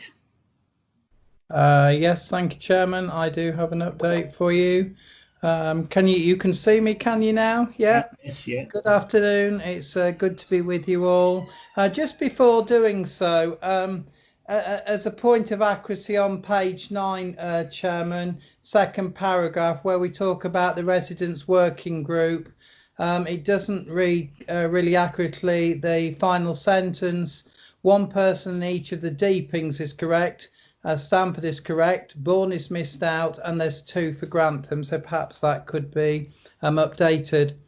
I am aware this afternoon, Chairman, of the time, so therefore I have made my update in bullet point reporting fashion, and I hope it is properly understood. I have 5 updates to give you as quickly as I can, and then we'll report on those that are going to be put for April the 29th. The first is to receive an update on the work of all council areas during the pandemic and to identify any concerns and pressures. Talking with my housing hat, obviously, the maintenance service remains restricted as non-essential and non-emergency works are being done. The backlog is therefore accruing, although we have plans to catch up That's the important bit. We have the plans to catch up, and they will be implemented once we can move forward. Visits on the housing management issues are restricted to non-essential visits are not being completed. We'll address those. Sheltered housing visits face-to-face with tenants have been significantly restricted, so some of the information gathering on personal details and updates is impacted. We have an action plan ready when we can move forward on that. The meetings to progress and the signing of the essential tenancy documentation has been impacted by the reduced contact, and we have used the electronic signaturing process where we can implement it. Moving next to the Riverside Flats update, the necessary works to complete the installation of new immersion tanks and hot water heating capacity continues. The works are taking longer than anticipated because the access issue to flats is proving very challenging because of tenants have proved reluctant to access. We are to a handful, Chairman, but we like when we did the radiators and the heating, we've got a handful which are being difficult to have access. Officers believe that the full impact over heating and the hot water system is now significantly more reliable. And of course, the nature of the works, some 4 hours are required per installation. So we've only got sort of probably half a week left to go when we can get there. There are currently very limited inquiries or complaints arising at this time, my fingers crossed, in respect of heating and hot water systems. Inevitably, if a complaint does arise in respect of, for example, a HDU failing, then with this equipment, we will see to it and get it removed and replaced ASAP. There is an update which I'm sure members and indeed any tenants that could be listening will be interested in, and the letters involving their rebate of entitlement for the interruption of hot water and heating services has been drafted. The cut-off was, as I've aforementioned, at Cabinet and full council is February. It has been at the end of February. A credit to the rent accounts is being made by the end of March. The money's amount will be £247.80 each, and this will be a cost of £22,302 by way of total compensation. The final aspect of the previous contract activity at the Riverside is the HSE findings and, of course, any penalties that may arise. The latest indications officers have is that it's still expected April 21, and we have no further update on that, albeit we have been asking as far back as last September, as you all know. Moving on to the housing general maintenance situation, the emergency repairs continue as normal with no backlog. The external communication repairs have continued as normal. Only today I was visiting some guttering issues, Chairman. Compliance activity continues as normal, or as normal as we can be with the updates. We have continued to log routine repairs during the lockdown so that we can develop a roadmap of dealing with these once the lockdown is over. And there's no issue with void work as we continue to undertake as normal the void structure and processing technical services that went live on the 1st of March. Of interest to members is the disabled facility grants. Current commitments and actual disabled facility grants for 2021 now total 668,000 against a budget of 975,000. Some members, I'm sure most will remember the additional funding that was given to our district of 115,000, I think last December, and indeed that's been included in the total.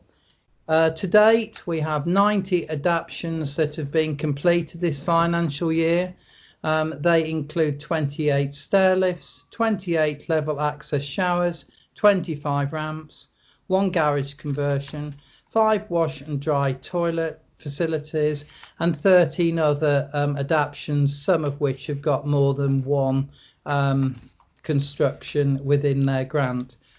A further 37 are approved and with contractors for the installation.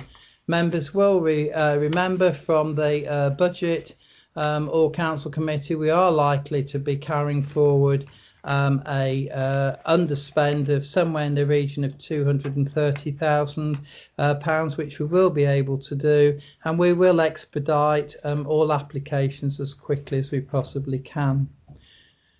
Moving on to the housing delivery test for 2020. The housing delivery test is an annual measurement of housing delivery in the area of relevant plan-making authorities. This was introduced in February 2019, and we were at 81% of achieving our housing requirements. The figures for 2020 have been published for South Kesteven, and it's at 99%, which means there's no consequences for us as a council, and we only need to apply now a 10% buffer of our housing supply compared with the previous 20%. Mr. Chairman, owing to time, I have moved back to the 29th of April, incidentally my birthday when we next meet, the assisted garden and hedge cutting service schemes, the voids policy, its KPIs and the housing technical services update, the fire management, the fire safety management plan is ready. I could do it today, but owing to time and agendas, we've moved that back. Again, the mobility scooter policy is ready, but that's going to come to you in April. Progress report on the health and safety compliance, including the improvement plans progress, which I promised to you, and the regulators' interventions will be updated then, and the housing allocation policy for 2021. So, Mr. Chairman, I am going to crowd your agenda perhaps for April, but look forward to doing so. I'll take any questions that you permit with regards to my updates, and I look forward to talking to you under item 11 for the regulatory non-compliance report, and indeed under exempt pink paper, the exciting and advantageous help to rent scheme. Thank you very much. Thank you very much indeed, Councillor Reid. A very impressive update you've just given the committee. I'm going to open up to members first. Sarah, any questions from anyone? I'll just have a quick question if there's nobody. Yeah, go ahead, Mike.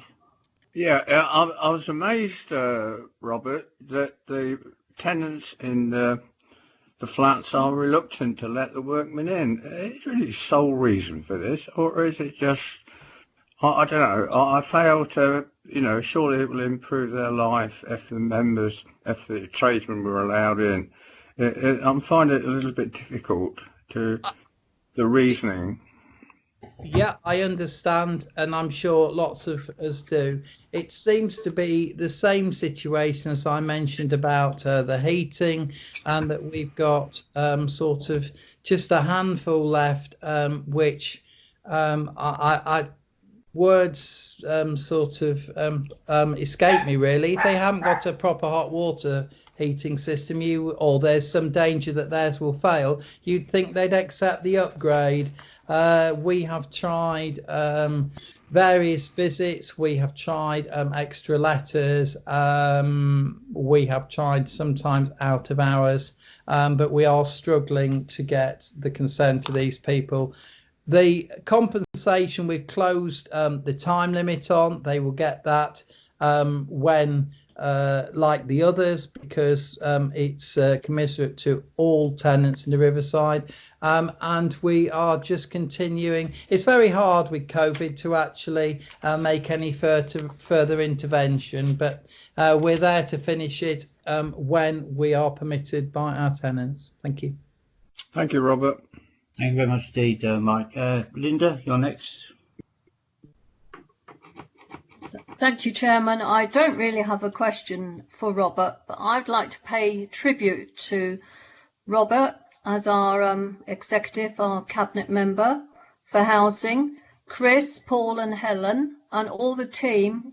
Theoretically, we're in special measures for housing, but I think they've hit the floor running and I think they can turn housing round and Skdc can become something really good in housing. I think it's quite exciting for us and I look forward to good results in the future. Thank you, Chairman. Thank you very much indeed. Philip, did you have a question? No, thank you, Chairman. Thank you. Any other members wishing to speak, Sarah? No, no other members. Right, thank you very much indeed. I'm now going, because of time, I'm going to move on to the next item, because I estimate that if we do allow half an hour per item, we'll be here to go on 5 o'clock. Sorry, Chair, I've put my name in the box for the last 2 items. Am I not allowed to answer the question? You're not a member of the committee, Councillor Baxter. It's down to the discretion of the chairman and members. And so you're saying no questions from non-members? I've allowed you to answer a question on the previous item, and I'll allow you to answer a question on substantive items following. I didn't even ask to ask a question on the previous item. I'm now moving on to item 8, safeguard review. Ken Lyon. With your permission, Mr. Chairman, I'm going to be doing this particular item. It's Carol Drury. Sorry, Carol. Well, welcome. This item is for noting only and comments. Carol, go ahead. Thank you, Mr. Chairman. So you have before you a report outlining the current position on a review of operational safeguarding in the Council. This is brought to you as an update. The review had just started and was discussed when the annual report on safeguarding went to Governance and Audit Committee last November. At that time, it was requested that members be kept informed of progress. As you know, changes to policy and procedure are brought to this committee prior to decisions being taken. And whilst there is no decision required in relation to what you have before you today, this report is provided to ensure members are aware of the changes and improvements taking place. At its heart, the golden thread that links all elements of this review is our need to be sure that everyone is aware that within a local authority, safeguarding is everyone's responsibility. It doesn't sit solely with an identified lead or deputies, it belongs to us all. And the work we're doing with this review hopefully will embed it further within the systems already in place. We're only partway through the process and we'll obviously come back to this committee once the review is completed. If anyone has any questions, I don't know if Ken's actually still on the call. I was going to point any questions towards our lead safeguarding officer, Ken Lyon, but if he's not there, I'm more than happy to provide any answers to any questions that anyone may have. Thank you very much indeed, Carol. Sarah, open to members first. Any questions from members? I can't hear you, Sarah. I can see a question from Amanda Wheeler. Yeah. Also, can I just remind that the chat box is for requests for questions, not for comments. Thank you, Mr. Chairman. Councillor Wheeler. Thank you. Just Carol, in terms of safeguarding, I feel it, especially as a teacher as well as a counsellor, like the sense of responsibility is overwhelming. And I know that we get a lot of requests for training and we get a lot of emails, and I am as guilty as everyone else that these sometimes slip down my inbox and I never see them. And I'm just wondering, because things like safeguarding training is so important, I'm wondering, is it possible for us to get reminders and maybe you already do this and I miss them, but I just think it's really important that we are all on top of this because it is such a huge collective responsibility. And can we just do what we can to make sure that any training requests are followed up? So, sorry, Councillor Wheeler, I've got a point of order from Councillor Knowles. Councillor Knowles. Thank you, Chair. Just that I believe, I'm sorry, Chair, but I think that your treatment of people who are not members of this committee in terms of speaking is not equal. It seems to depend on who it is, whether you accept it or not. And I don't think that is appropriate. Either you should accept all members when they wish to speak on matters who are not members of the committee, or none of them. And it seems that if you are X, you get accepted, and if you're Y in particular, and this isn't just this meeting, it's in previous meetings as well, you are not allowed to speak. And I don't think it's appropriate, and I don't think, I know you have the right as chairman, but I don't think it's an appropriate way to chair the meeting. I'm sorry. Thank you. You are correct. I do have the right as chairman, and I am following the constitution. If you recall, back on the Crime Disorder Committee issue, I called on Councillor Baxter first to speak as a non-member, and I've also let him speak at earlier historical meetings first, even though he has been refused permission to speak. So I was going to call him to speak on every substantive item so far. We haven't got a lot of time, Councillor Knowles, but I acknowledge your complaint. Councillor Wheeler, would you like to reiterate your question, please? I can answer it if you'd like me to, just to go to that, Mr. Chairman. So thank you, Councillor Wheeler. Yeah, you're absolutely right. Safeguarding training is incredibly important, and equally for elected members as with staff. I'm sorry, Carol. Councillor Baxter, will you refrain from using the chat box for comments? It's to speak only, otherwise we'll get you stopped from listening to this particular meeting. Well, given that you won't allow me to speak in the meeting, I have no other option but to speak in the chat box. It's my discretion. Now, Carol, please answer Councillor Wheeler's question. Thank you. Thank you, Mr. Chairman. So recently, all elected members were sent an email with the required safeguarding training that they need to undertake, and we have had some certificates back, which is brilliant. I can obviously request that reminders go out to just bring it further up people's inboxes to remind that this training is still outstanding, not a problem at all. Thank you very much. Thank you. Sarah, are there any members that wish to ask any questions? No, thank you, Mr. Chairman. That's it. Thank you. I open up now to non-members. Are there any questions from non-members related to this item? No, there are no questions, Mr. Chairman. Thank you very much indeed, Carol. Thank you, Sarah. This item is for noting only. We'll now move on to item 9, Modern Slavery Charter. Carol Drury will be doing the presentation. If members may recall that a motion was supported in Council on the 27th of September 2018. This committee also met in February 2019 and was given a presentation by the then Detective Chief Superintendent Chris Davidson on Operation Pottery. So, Carol, over to you for an update. There are 2 recommendations relating to this particular item. Modern Day Slavery Charter. So, Carol, over to you. Thank you, Mr. Chairman. This report is presented to gain the committee's recommendation for SKDC to adopt the Modern Slavery Charter for Lincolnshire.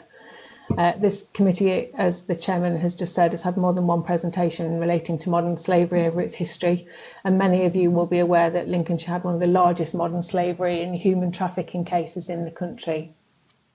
The importance of working collaboratively to tackle this insidious crime remains at the forefront of our safeguarding priorities. Being a rural county, the exploitation of vulnerable people through trafficking and modern slavery can, if we're not vigilant, go unnoticed. In so very many cases, modern slavery is hidden in plain sight.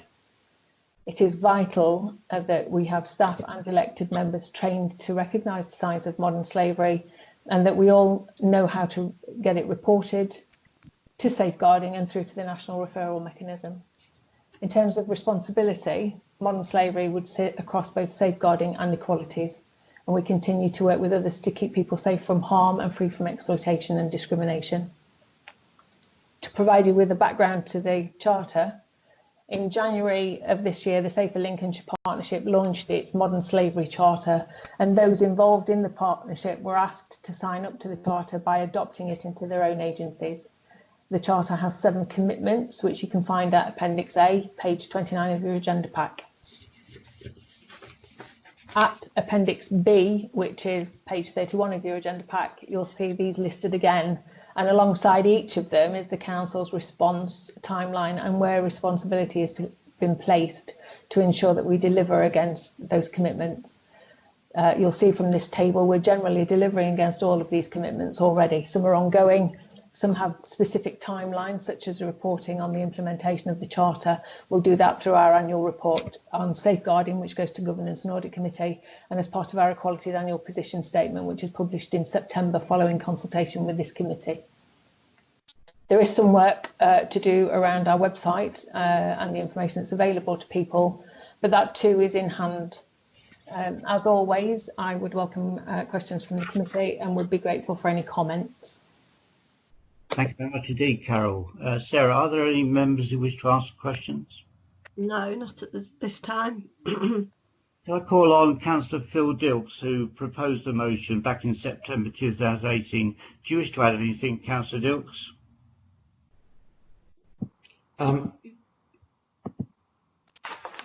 Thank you, Mr. Chairman. I just indicated to speak, but I do thank you for calling me. I did, as you say, I would just say thank you for the presentation to Carol Drury. Anyone who thought, and I'm sure you agree, Chairman, anyone who thought slavery ended in this country with William Wilberforce's abolition laws 2 centuries ago is living in another world. And as has been mentioned, we had the biggest case exposed of modern slavery was right here in Lincolnshire. I'll not sort of go into the horrors of that, but it was horrific, and it had gone on for 26 years in one particular case. I was particularly moved, and I know others were, by and questioned how some of the most vulnerable people in our society could have been literally treated like slaves in 21st century Britain and right here in Lincolnshire. So that's why I came forward with my motion to this council, urging us to sign up to a standard 10-point charter, which had already been adopted by more than 80 councils of various colours across the country. I was disappointed, I've got to say, that some councillors at that time came up with excuses why we should decline to actually sign a modern slavery charter at that time, particularly as elsewhere there'd been cross-party support. And it was mine was based on the Cooperative Parties Charter, which I'd sort of picked up. So I was delighted, despite that setback, and I know there were some. We got something out of that. We did come to your committee, and it was discussed, and hopefully we sort of moved on a bit, and it did focus it, hopefully.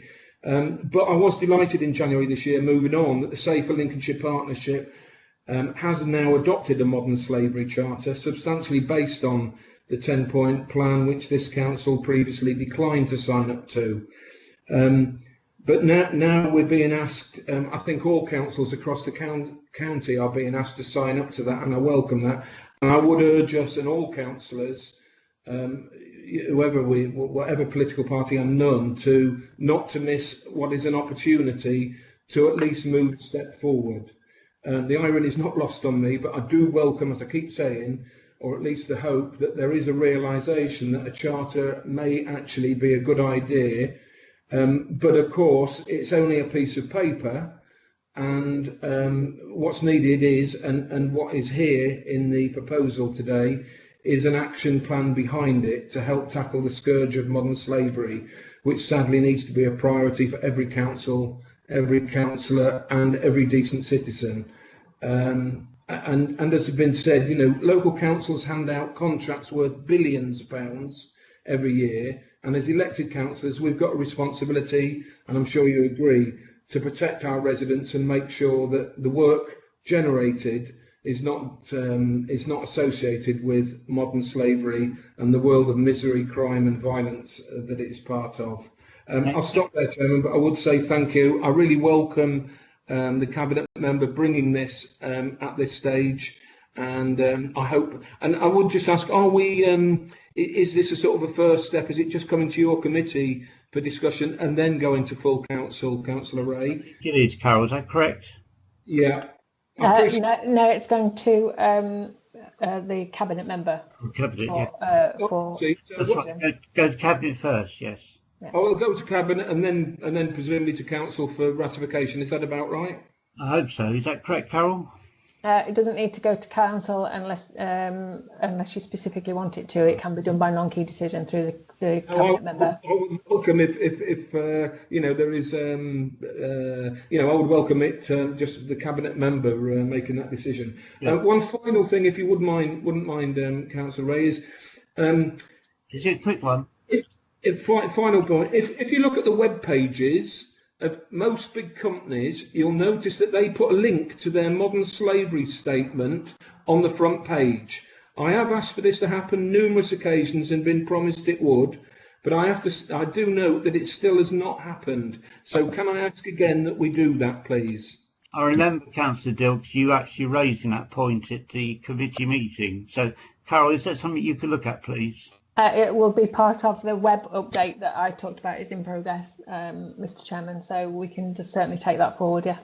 Right, thank you. Sarah, I've got two other speakers, I think, Amanda and Linda, is that correct? You're muted, Sarah. I'll call on Linda first to speak. Thank you, Chairman. I agree totally, and I'm pleased that this has come back to us. I remember the police officer, I'm awfully sorry, I don't remember his rank, so I won't say a rank, but it was Chris Davidson, wasn't it? He gave us an excellent presentation, and it was quite earth-shattering, some of the things that have gone on. But I do have a query, please, Chairman. On page 31, SKDC responses, this second box from the bottom, last sentence, it reads, alternative formats are available on request as a matter of SKDC exiting practice. Is that correct? Is exiting the right word? Should it be existing?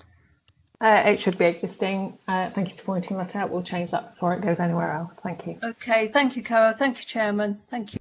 Thank you very much indeed. Councillor Amanda Wheeler. Thank you. Councillor Linda Wootton, I love your eye for detail. My goodness, I think you need to proofread some of my documents.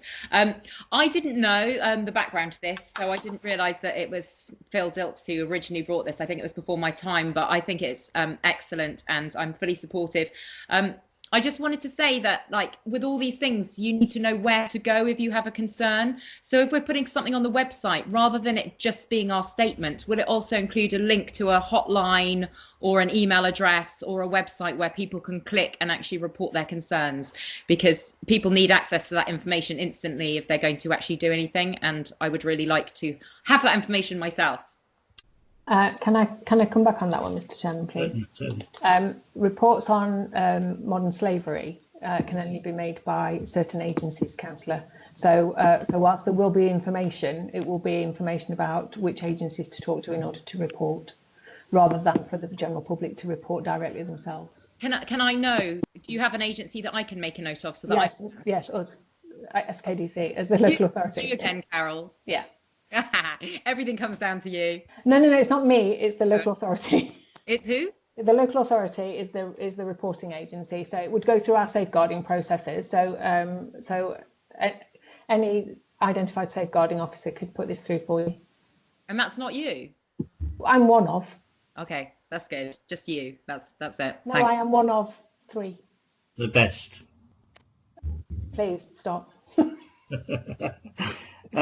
Members, Councillor Sarah Trotters had to log out, so I'm back in. I've just come back in. Sorry, I lost sound and everything. I'm back Sarah, now. are there any more members who wish to speak?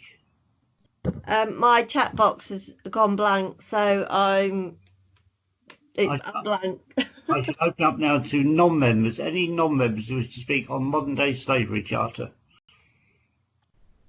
Do you want me to help out, Mr. Chairman, on if Sarah's Sarah's back now. She's back. Okay, Councillor Exton. It's wiped any previous messages, so I should be. Well, you start off with the modern slavery charter question by Phil.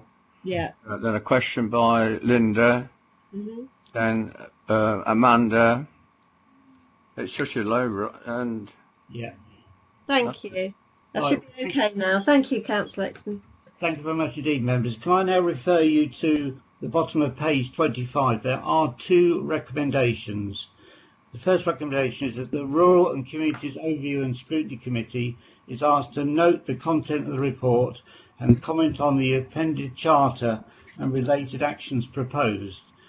The second recommendation is the committee is asked to recommend to the Cabinet Member for Communities the Council's adoption of the Safer Lincolnshire Partnership Modern Slavery Charter. There's the recommendation. Do I have a proposer? I'll propose it, Mr. Chairman. Thank you, Mike. Any seconder? I'm happy to second that. Thank you, Amanda. Naomi, could you go to the vote, please?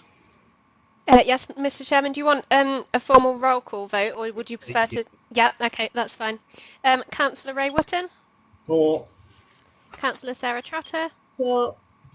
Councillor Mike Exton? For. Councillor Philip Knowles? For.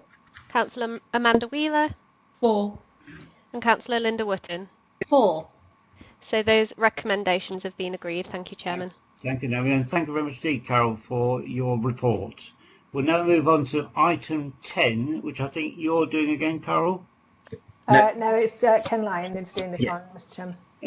The mental health challenge. Can I thank all those members who took part in the working party discussions. It's a very emotive subject, and I know that this council will be proud to lead on this. Ken, can I ask you to do the report, please? Yes, so I'll speak through the report, and as I say, as with the previous item, I'll do this on behalf of Councillor Mason. So she sent me what she was planning to say is to speak through this, really. So this report is asking you to support the motion to council that SKDC joins the local authority mental health challenge that was brought to Councillor Mason's attention by Councillor Ashley Baxter.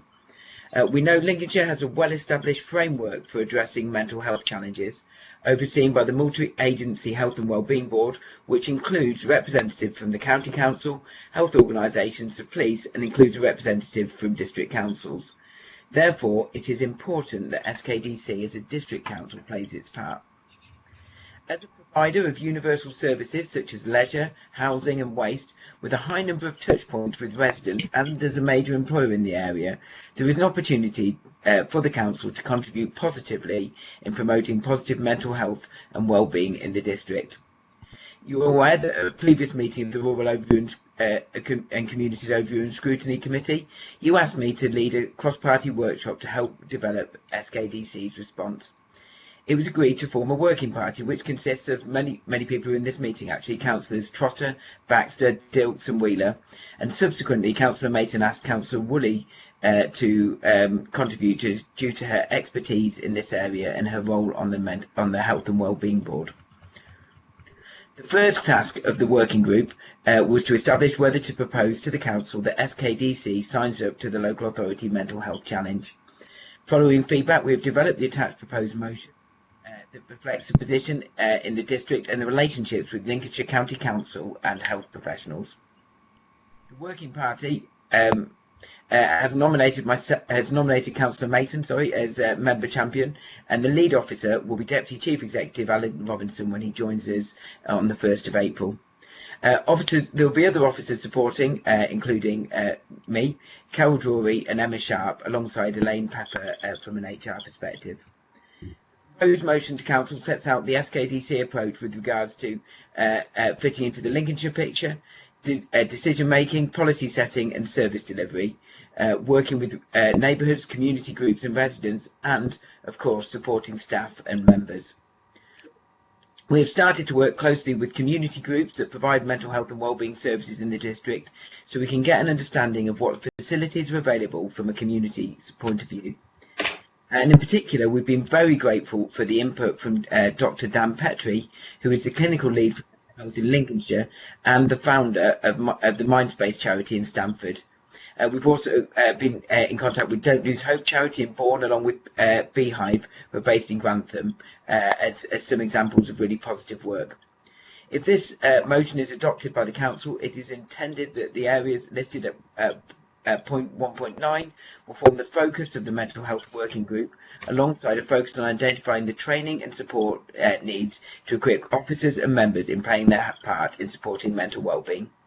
And as the Mental Health Working Party and Councillor Mason would be delighted to receive your comments and feedback. Thank you very much, Steve Ken. I'm going to change the order of this, and I'm going to call on those members who are part of the Working Party to say a few words. And I'm going to start first by asking Councillor Baxter if you say a few words. Thank you, Chair. I hadn't actually asked to speak on this occasion, but I'm quite happy to. It's getting on for a year since I first sent this idea to Councillor Cook, saying that this is beyond party politics and beyond kind of, and that's why I didn't want to sponsor it, because this issue is too important to be squashed. And I'm really grateful to Councillor Cook and to Councillor Mason for picking it up and running with it and taking it seriously and in the spirit that it was offered. The working group has been really good and really telling. And I mean, one of the things that we knew, or that we, I guess, laid down, was that being a councillor isn't really very good for anybody's mental health. And I think that lots of us, among the 55 of us, the mental health is an issue, and some of us will have issues of bereavement and general depression. We might have anger management issues. We might have problems of stress with reconciling our work as a councillor with our work as our day jobs or our family lives, and it is a stressful situation. And officers too, every officer is not just an officer of the council, they're also parents and children and family members and members of clubs, and I think it was Robin Williams who sadly died from suicide. He said everyone is fighting a battle that we know nothing about, and it's really important that SKDC as an institution supports people through supports people in keeping their mental health healthy, and a bit like general health issues, it's important to maintain health rather than deal with an issue when somebody's already poorly. So I obviously welcome this initiative, as I hope would anybody, and I certainly hope that you'll support the recommendations within it. Thank you. Thank you very much indeed. Councillor Trotter, you're on the working group. Yeah, I believe Councillor Wheeler was before me, if she would like to speak first. I'm going in order of the report. So. Okay. Yeah, no, I agree with Councillor Baxter. Certainly as a district councillor, you realise there is such a cross-party of problems as such, including mental health, and I think that can include the environment they live in through noise, disturbance that get reported. Even planning seems to be quite an emotional issue and certainly affects people very mentally, some people more so than others.